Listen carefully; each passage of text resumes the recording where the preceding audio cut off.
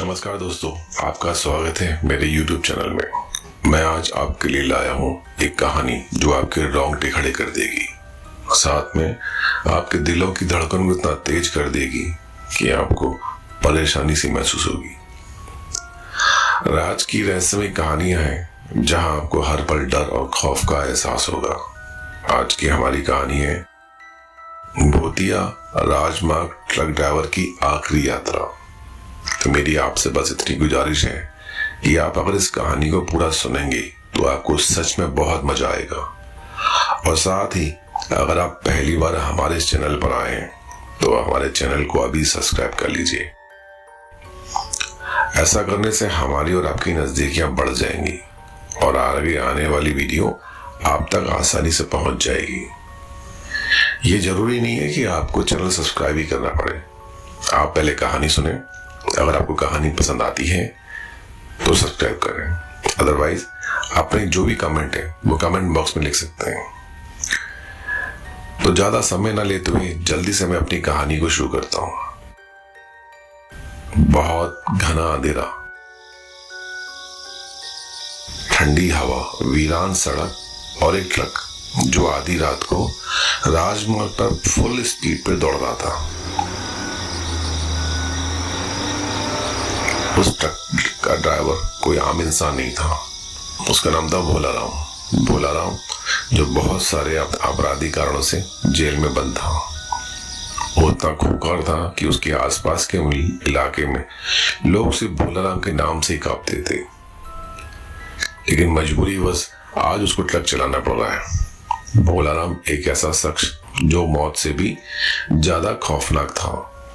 उसकी आंखों में एक अजीब सी चमक थी, जैसे वो कुछ ऐसा देख सकता है। उसकी आंखों में एक अजीब सी चमक थी, ऐसे जैसे वो कुछ ऐसा देख सकता है जो एक आम आदमी की पहुंच में नहीं है। भोलाराम के चेहरे पर उसकी घनी दाढ़ी और लाल लाल आंखें किसी दानव जैसी लगती थी, और साथ में चेहरे पे कई लगे हुए चाकू कट के निशान जो कभी झगड़े में या उसके अपराध के दौरान उसके चेहरे पे लग गए थे, जिस वजह से उसका चेहरा बहुत ही खतरनाक दिखाई देता है। अब किस्मत ने उसके लिए कुछ और ही सोच रखा था। भोलाराम जिस ट्रक को चला रहा था वो भी आम ट्रक जैसा नहीं था। उसके इंजन की गड़गड़ाहट किसी राक्षस की गर्जना जैसी थी, और उस पर लगे पुराने दाग धब्बे किसी खून के धब्बों जैसे दिखते थे। लोग कहते हैं कि यह ट्रक श्रापित था। जो भी इसे चलाता या तो गायब हो जाता या फिर उसकी मौत बेहद भयानक होती। भोलाराम को यह ट्रक बहुत सस्ते में एक आम व्यापारी ने बेच दिया था। भोलाराम से पहले यह ट्रक जिस व्यापारी के पास था, उस व्यापारी के अधिकतर ड्राइवर या तो मारे गए थे या गायब हो गए थे।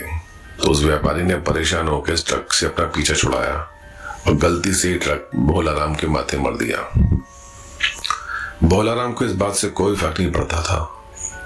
वो तो सिर्फ अपनी मंजिल तक पहुंचना चाहता हो, या शायद उसकी मंजिल ही उसकी मौत थी। भोलाराम उस रात राजमार्ग 16 से गुजरा था। यह सड़क बदनाम थी, एक ऐसी जगह जिसे लोग दिन में भी पार करने से डरते थे, और रात में तो यहाँ कोई नाम लेने वाला भी नहीं था। ये वाला राजमार्ग मुख्य राजमार्ग से हट करके जंगलों के रास्ते होता हुआ शॉर्टकट था ये, इसलिए इस राजमार्ग पे बहुत कम लोग ही आते थे, क्योंकि जो एक बार आ गया वो लौट कर कभी गया नहीं। यहाँ के बारे में तरह तरह की कहानियां प्रचलित थी। किसी ने कहा था कि ये सड़क कभी खत्म ही नहीं होती, तो किसी ने दावा किया कि यहाँ जो भी गाड़ी रुकती है वो दोबारा नहीं चलती। लेकिन इन सब बातों से बेपरवाह भोलाराम अपने ट्रक को पूरी रफ्तार से दौड़ा रहा था।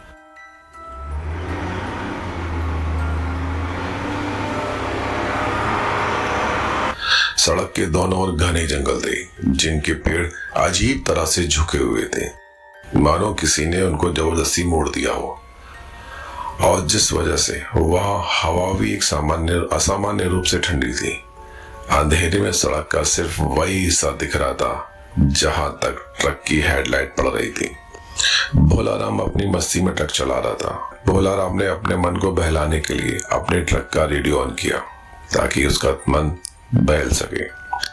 लेकिन रेडियो से सिर्फ आ रहा था शोर, सिर्फ शोर। एक अजीब सी गूंजती सरसराहट, जैसे कोई धीमी आवाज में कुछ बुदबुदा रहा हो।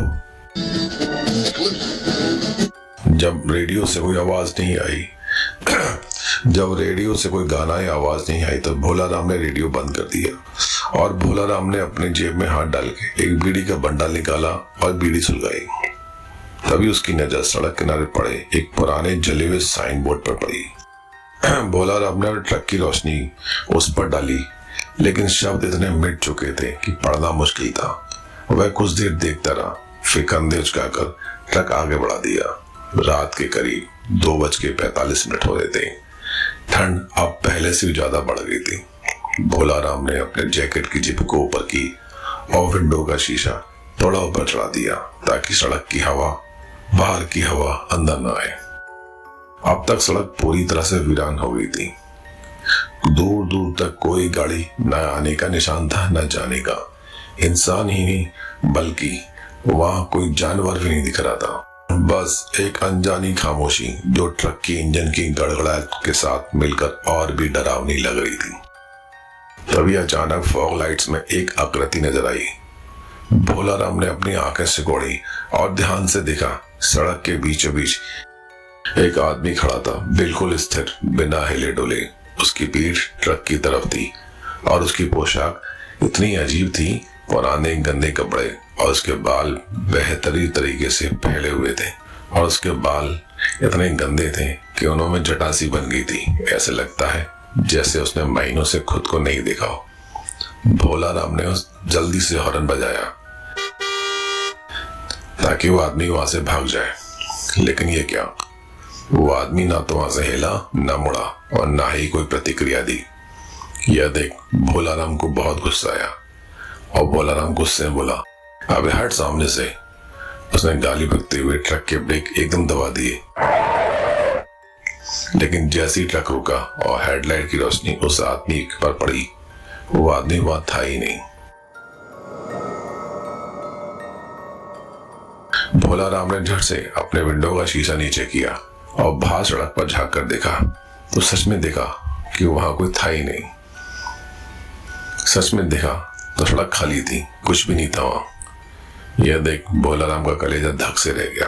अभी तो वह वही था या कोई भ्रम उसने, लेकिन कुछ उसे सच में दिखा था। उसने दोबारा सी बीड़ी सुलगाई और मन ही मन खुद को समझाने लगा, बहुत देखी ऐसे तमाशे। ये वाली बात बड़बड़ाते हुए उसने ट्रक का गियर आगे बढ़ाया, लेकिन जैसे उसने क्लच छोड़ा, ट्रक के पिछले हिस्से पर किसी ने जोर से थपकी दी। भोला राम का दिल जोर से धड़क उठा। उसने झट से पीछे देखा, लेकिन शीशे में कुछ भी नहीं था। अब वो थोड़ा घबरा चुका था क्योंकि जंगल सुनसान था, आसपास कोई नहीं था। एक तो वो आदमी जो ट्रक के सामने आने वाला था अचानक से गायब हो गया और अब एकदम से ट्रक के पीछे से आवाज आई। उसने जल्दी से ट्रक को तेज कर दिया, लेकिन वह जितना तेज गाड़ी बढ़ाता उससे उतना ही लगता कि कोई उसका पीछा कर रहा है। सड़क के किनारे के पेड़ किसी छाया से भरे लग रहे थे और जो कि धीरे धीरे ट्रक के साथ साथ चल रहे। कुछ दूर आगे जाने पर सड़क पर भोला राम को फिर से एक नया साइन बोर्ड दिखाया। यह साइन बोर्ड भी जला हुआ था, लेकिन इस बार भोला राम ने उस पर एक शब्द को पहचान लिया। शब्द लिखा था मौत। भोला राम ने वो गाड़ी और तेज कर दी, लेकिन जैसी उसकी नजर फिर सड़क पर पड़ी, उसके हाथ स्टीयरिंग पर जम गए। उसने गौर से देखा कि सड़क का वह हिस्सा बार बार दोहराया जा रहा था। जला हुआ साइन बोर्ड, वही घने पेड़, वही वीरान जंगल। भोला राम को एहसास हुआ कि शायद एक वो बहुत बड़ी मुसीबत में फंस चुका है। अब उसने अपना पूरा एक्सीलेटर दबा दिया, लेकिन जितना तेज वह ट्रक भगा था उतना ही सड़क फिर से वापस लौट आती। अब वो पूरी तरह घबरा गया। यह क्या हो रहा है, उसने खुद से कहा और माथे से पसीना पहुंचा और दबी आवाज में बोला, हे भगवान बचा ले। तभी रेडियो एक बार फिर अपने आप चालू हो गया और इस बार उसमें से भयानक टूटी फूटी आवाज आई, भोला राम तुम यहां से नहीं बच सकते। भोला राम के हाथों से तो स्टीयरिंग लगभग छूट ही गई थी। उसके सामने एक सफेद साड़ी में लिपटी हुई परछाई उभरी। रात के करीब 3 बज चुके थे। भोलाराम की धड़कनें अब तक बहुत तेज हो चुकी थी और उसकी आंखें लगातार सड़क पर गड़ी हुई थी, लेकिन वह साफ साफ देख सकता था कि वह एक अनजाने जाल में फंस चुका है।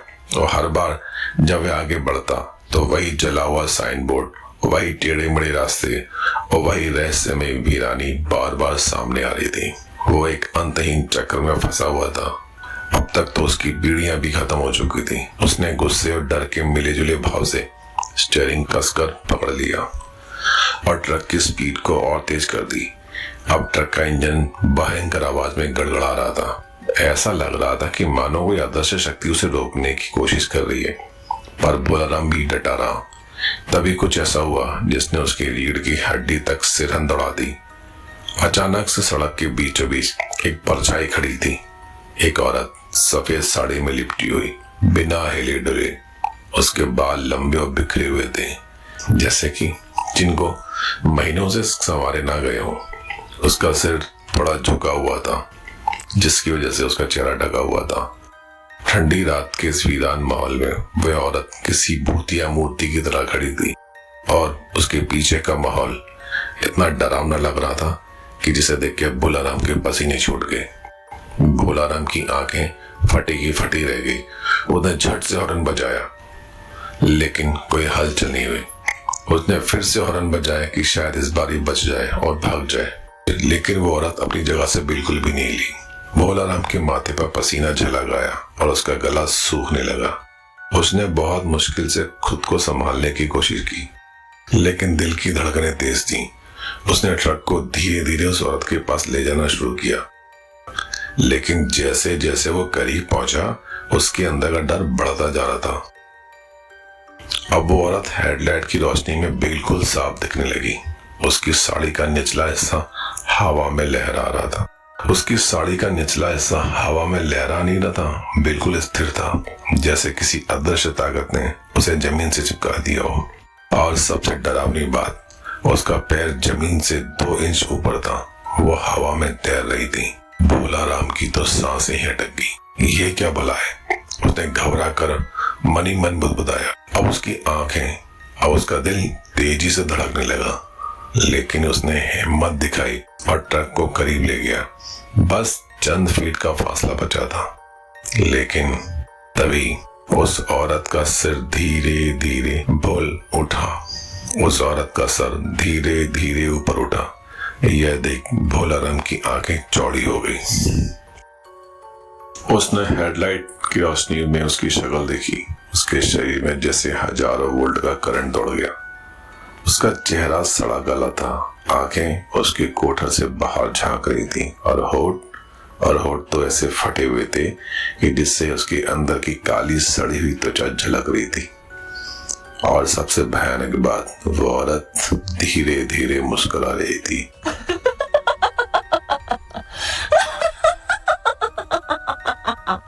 एक ऐसी मुस्कुराहट जिससे किसी की भी आत्मा कांप जाए। भोलाराम को लगा कि उसका कलेजा उसके मुंह तक आ जाएगा और उसने झट से एक्सीलेटर पर पूरा जोर दिया और ट्रक को उस औरत की तरफ भगा दिया।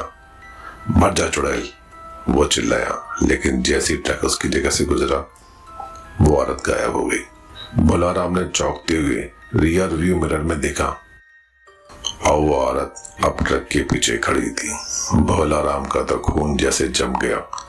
उसने ट्रक और तेज भगाना चाहा, लेकिन तभी धड़ाम धड़ाम ट्रक के ऊपर जोर से किसी ने हाथ मारना शुरू किया। अब कोई ट्रक की छत पर चढ़ चुका था। भोलाराम के सिर से पसीने की बूंदें टपक रही थी। उसकी उंगलियां उस स्टीयरिंग पे इतनी कस गई थी कि नाखून लगभग अंदर धंसने लगे थे। उसका दिल बेतहाशा धड़क रहा था।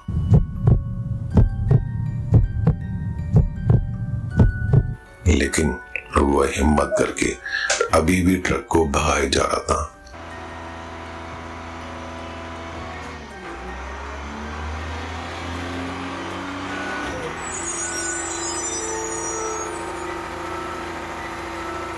ट्रक की हेडलाइट्स अंधेरे को चीरते हुई सड़क पर आगे बढ़ रही थी, मगर ऐसा लग रहा था जैसे कोई अदृश्य ताकत उसे पीछे धकेलने की कोशिश कर रही है।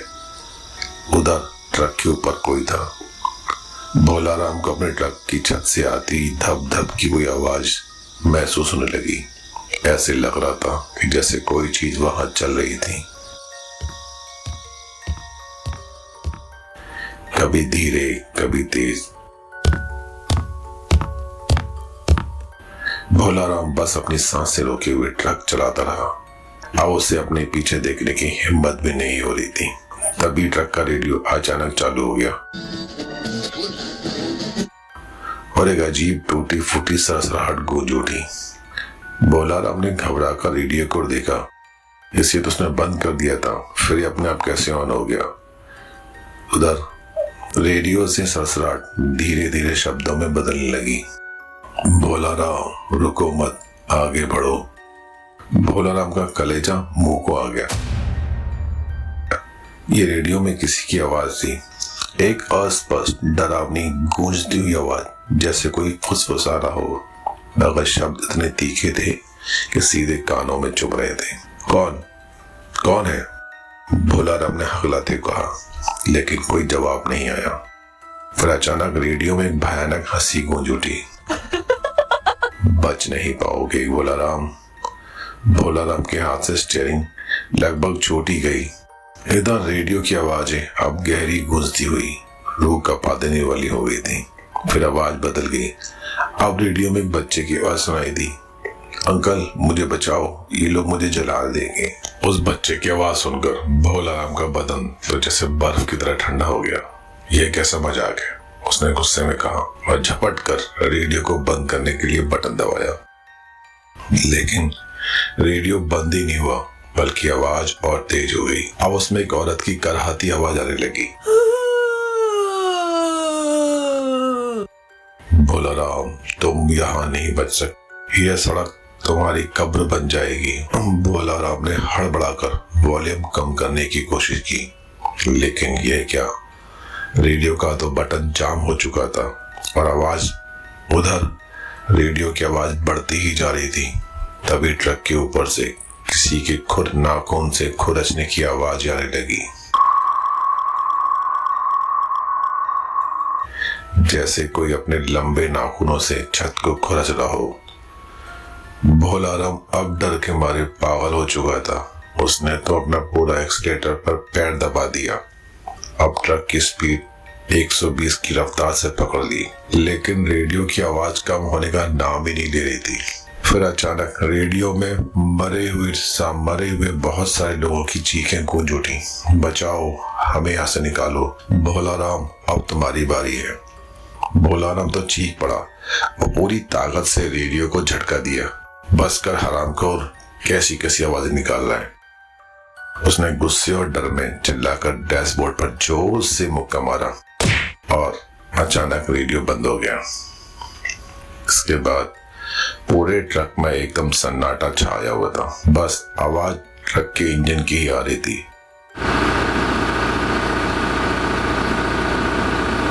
भोलाराम की हांफते हुए की सांसों की आवाज गूंज रही थी।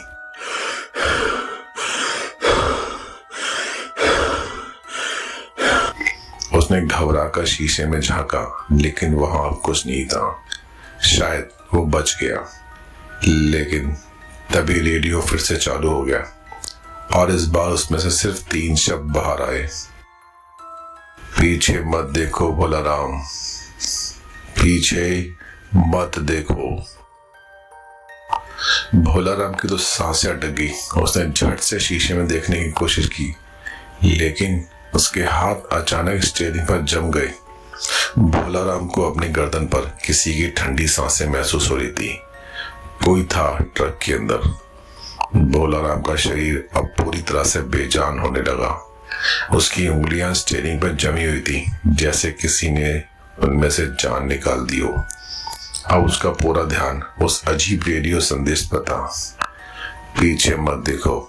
लेकिन इंसानी दिमाग अजीब होता है, जिस काम के लिए मना किया जाता है वो वही करने को मजबूर हो जाता है। भोलाराम के हाथ पसीने से तरतर हो चुके थे।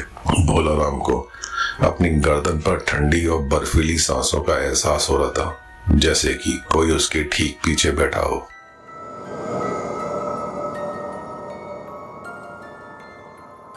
बस छूने भर की दूरी पर ही हो, उसका दिल बेतहाशा धड़कने लगा। उसने पूरी हिम्मत जुटाई और जैसे उसने पीछे देखने के लिए शीशा घुमाया, धड़ाम धड़ाम ट्रक अचानक झटके से हिल गया, जैसे किसी ने उसे पीछे से जोर से धक्का दिया हो। भोलाराम की तो आंखें फटी की फटी रह गई। उसने तुरंत एक्सीलेटर पर पूरा दबाव डाला, लेकिन ये क्या, ट्रक अब बहुत भारी महसूस हो रहा था। कुछ तो गड़बड़ थी। ट्रक की स्पीड जो अब तक 100 से ऊपर थी, अब वो धीरे धीरे कम होने लगी। ये क्या भला है? भोलाराम घबरा चुका था। ये ट्रक अचानक से धीरे क्यों हो रहा है, जैसे कि किसी ने इसको पीछे से जकड़ लिया हो। फिर अचानक से डैशबोर्ड की सारी लाइटें अपने आप चमकने लगी। स्पीडोमीटर की सुई तेजी से 0 और 120 के बीच हिलने लगी।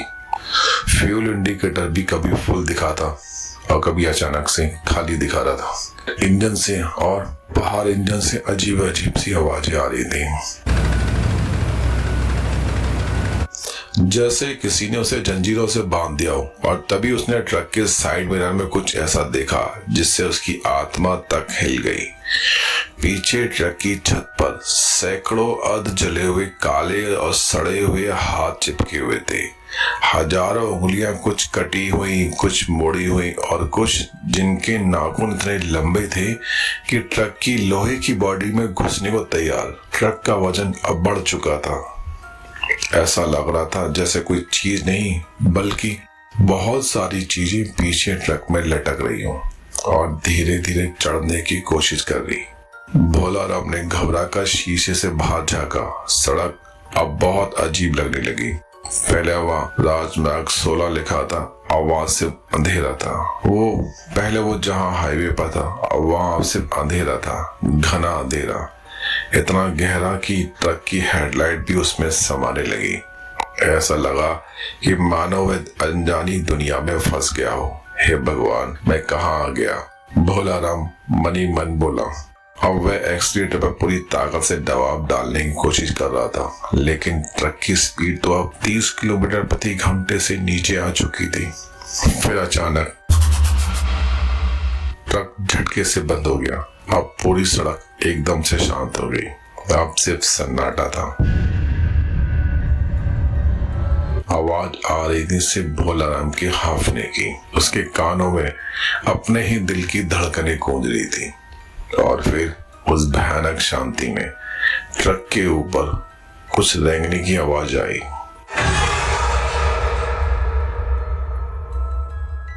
ऐसा लग रहा था कि छत पर कोई रेंग रहा हो। धीरे धीरे अब वो ट्रक के सामने की तरफ आ रहा था। भोलाराम का शरीर सुन्न पड़ चुका था। उसने अपने हाथ धीरे से दरवाजे के हैंडल की तरफ बढ़ाया। वो सोच ही रहा था कि बाहर कूदकर भाग जाए, लेकिन तभी ट्रक के बोनट के ठीक ऊपर वो सफेद साड़ी पहने एक औरत उल्टी लटकी हुई थी। उसके बाल नीचे की ओर लटक रहे थे। उसकी आंखें बिल्कुल सफेद हो चुकी थी और उसके होठ से काले गाढ़े खून की धार टपक रही थी।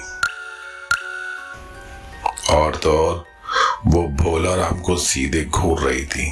भोलाराम के हलक से भयानक चीख निकलने वाली थी।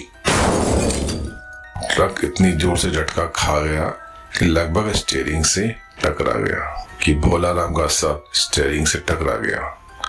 उसका सर घूमने लगा, आंखों के सामने अंधेरा छाने लगा, लेकिन उसने किसी तरह खुद को संभाला।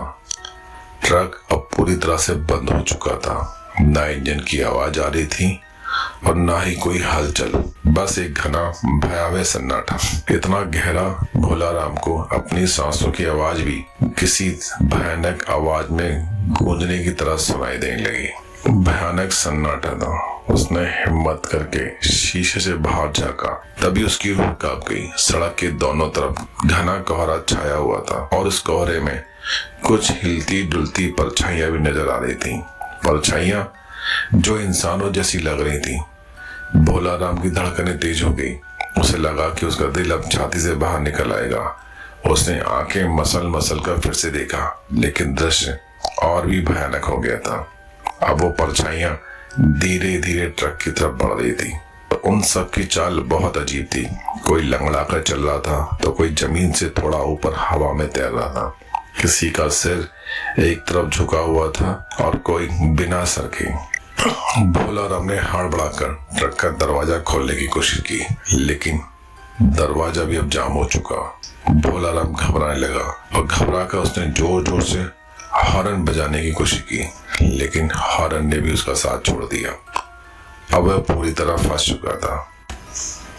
फिर से अचानक ट्रक के चारों तरफ किसी के चलने की आवाजें गूंजने लगी। कोई ट्रक के इर्द गिर्द घूम रहा था। भोला राम ने डर के मारे अपनी सांसें रोक ली। तभी ट्रक के शीशे पर किसी की उंगलियों के निशान उभर आए और कपकपाती ठंडी उंगलियां धीरे धीरे शीशे पर कुछ लिखने लगी। भोला राम की तो आंखें चौड़ी हो गई। शीशे पर धुंधली उंगलियों से लिखा हुआ, बचाओ।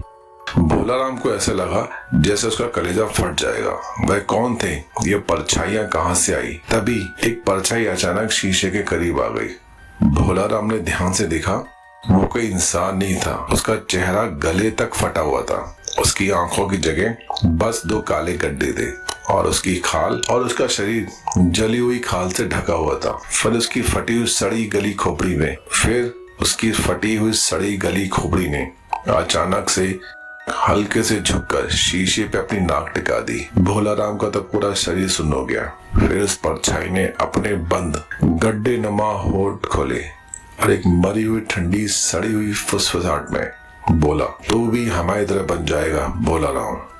भोला राम के हलक से इस बार एक चीख निकल ही गई, लेकिन इस बार वो अकेले नहीं चीखा। ट्रक के चारों तरफ से एक साथ कई भयानक चीखें गूंज उठी। वो परछाइयां अब और भी करीब आ रही थी।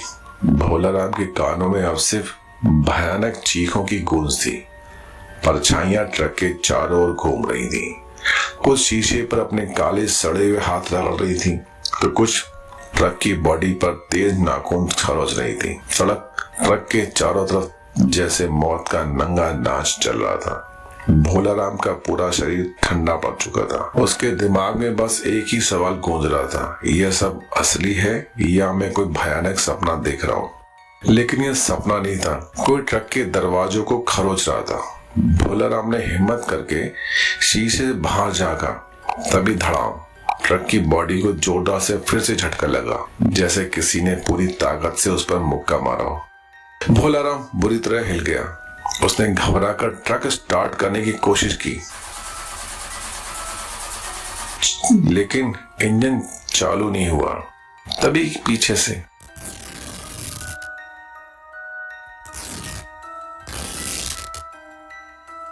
किसी चीज के फटने की आवाज आई। भोला राम का दिल जोर जोर से धड़कने लगा। उसने झट से रियर व्यू मिरर में देखा। जो उसने देखा उसकी सांसें रोकने वाली थी। ट्रक का पिछला दरवाजा थोड़ा सा खुल चुका था, जैसे किसी ने अंदर घुसने की कोशिश की हो। भोला राम की आंखों में डर के मारे आंसू आ गए।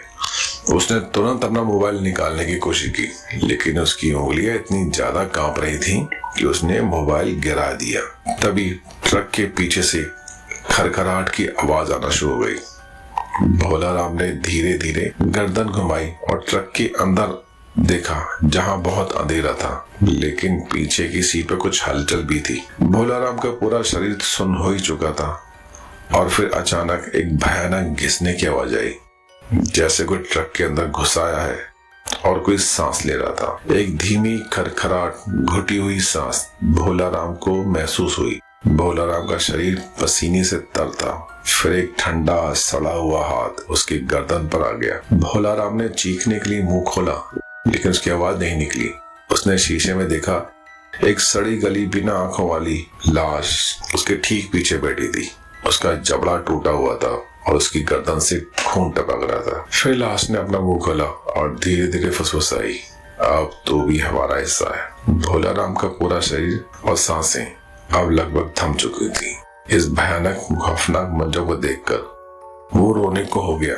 भोला राम ने हिम्मत नहीं हारी और उसने कोशिश करके एक बार कोशिश करी और ट्रक को चालू किया। ट्रक चालू हो गया और उसने जल्दी से एक्सीटर दबा और गियर लगा के ट्रक को जोर से आगे बढ़ाया। अब ट्रक के शीशे पूरी तरह से उन अजीब आकृतियों से भर चुके थे। हर आकृति की आंखों में बस एक चीज थी, मौत। भोला राम अब मौत के मुहाने पर खड़ा था। उसके ट्रक के शीशों पर जो भूतिया आकृतियां उभरी हुई थी, अब वो धीरे धीरे और गहरे और डरावने होते जा रहे थे।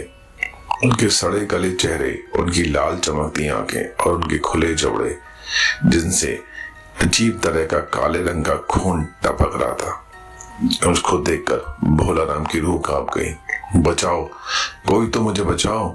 लेकिन हाईवे पर कोई नहीं था, सिर्फ वही था और उसका ट्रक और वो मरे हुए लोग।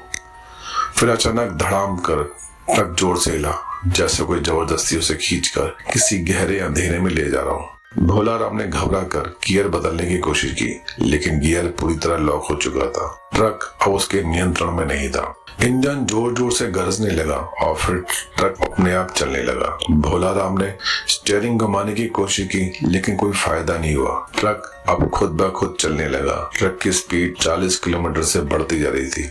ट्रक का कंट्रोल अब किसी अदृश्य शक्ति के हाथ में था। तभी सामने से तेज रोशनी आती दिखी। एक और ट्रक। भोला राम ने देखा कि सामने से आते हुए ट्रक की ड्राइवर सीट खाली थी, लेकिन फिर भी वह ट्रक सीधा उसकी ओर बढ़ रहा था। भोला राम ने आंखें बंद कर ली। ट्रक अब अपनी आखिरी सफर पे था। 3 साल पहले भोला राम को अचानक अतीत की एक झलक दिखाई दी। वही सड़क, वही हाईवे और वही रात का अंधेरा, तेज बारिश। वो तेजी से अपना ट्रक दौड़ा रहा था, लेकिन तभी एक आदमी सड़क पार कर रहा था। भोला राम ने देखा कि एक आदमी सड़क पार कर रहा है, लेकिन भोला राम ने ब्रेक नहीं लगाई और धड़ाम से उस आदमी के संग ट्रक की टक्कर हो गई और उस आदमी की दर्दनाक चीखें अब भी उसके कानों में गूंज उठी। वो आदमी मर गया था, भोला राम के ट्रक के नीचे कुचलकर। अब भोला राम भी उसी मौत की तरफ बढ़ रहा था। वर्तमान में जैसे ही भोला राम को होश आया, एक जोरदार टक्कर हुई और ट्रक पलट गया। चारों तरफ कोहरा था, खामोशी थी। भोला राम का शरीर ट्रक के अंदर ही था, लेकिन अब उसमें सांसें नहीं थी। अगली सुबह जब सूरज निकला तो हाईवे की वह काली वीरान सड़क अब भी उतनी ही डरावनी लग रही थी, लेकिन वहां कुछ अलग था, कुछ ऐसा जिसे देखकर कोई भी सहम जाए। पुलिस की 2 गाड़ियां धीरे धीरे जल चुके ट्रक के पास रुकी। चारों तरफ जलने की तेज गंध थी। सड़क पर कई फीट राख फैली हुई थी। ट्रक का ढांचा काले कोयले की तरह जलकर टेढ़ा मेढ़ा हो चुका था। ऐसा लग रहा था जैसे ट्रक को किसी अदृश्य आग ने पूरी तरह निगल लिया हो। इंस्पेक्टर विकास ने ट्रक के जले हुए किसी हिस्से को छूकर देखा। राख अब भी गर्म थी। वो ट्रक पूरी तरह जल गया, लेकिन उसके अंदर कोई लाश नहीं मिली। ड्राइवर कहाँ गया? पुलिस वालों ने जब ट्रक का मलबा खंगालना शुरू किया, ड्राइवर की सीट जल चुकी थी, डैशबोर्ड गल चुका था, लेकिन एक चीज सही सलामत बची थी, ड्राइवर का लाइसेंस, भोला राम का लाइसेंस। इंस्पेक्टर विकास ने जब उसे उठाया तो उनके हाथ झुलसने लगे। लाइसेंस आधा जला हुआ था, लेकिन भोला राम का नाम साफ साफ लिखा था। विकास ने अपने अधिकारियों को देखा, यह तो नामुमकिन है। ट्रक का पूरा ढांचा राख में बदल गया, लेकिन ये लाइसेंस बिल्कुल बीच में रखा हुआ मिला। अब इस हादसे के बाद इस हाईवे को श्रापित घोषित कर दिया गया। लोगों का कहना था कि उस रात के बाद भोला राम भी उन भूतिया साया वाली आत्मा में शामिल हो गया। अब वो भी खुद एक साया बन चुका था। कई ट्रक ड्राइवरों ने बताया, जब भी वो इस रास्ते से गुजरते हैं, उनके ट्रक की हेडलाइट अपने आप बंद हो जाती है और अचानक ट्रक के शीशे में कोई परछाई दिखाई देती है। एक लाल आंखों वाला आदमी वो ट्रक चला रहा होता है, लेकिन वो कोई जिंदा इंसान नहीं। कई ड्राइवर ने बताया कि उनके ट्रक में अपने आप रेडियो चालू हो जाता है और उसमें से सिर्फ एक ही आवाज आती है, तू मेरी जगह लेगा। और फिर एक ठंडी हंसी गूंज उठती है।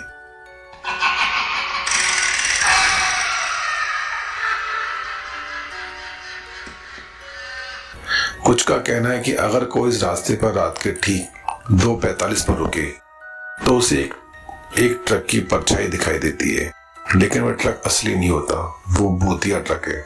अब सवाल यह है, क्या तुम उस सड़क से गुजरने की हिम्मत करोगे? अगर कभी तुम्हें किसी ट्रक के शीशे में लाल आंखों वाला ड्राइवर दिखे तो भूल कर भी उसकी आंखों में मत देखना, क्योंकि जो उसकी आंखों में एक बार देख लेता है वो वापस नहीं आता। लोग कहते हैं वो ड्राइवर कोई और नहीं, भोला राम ही था।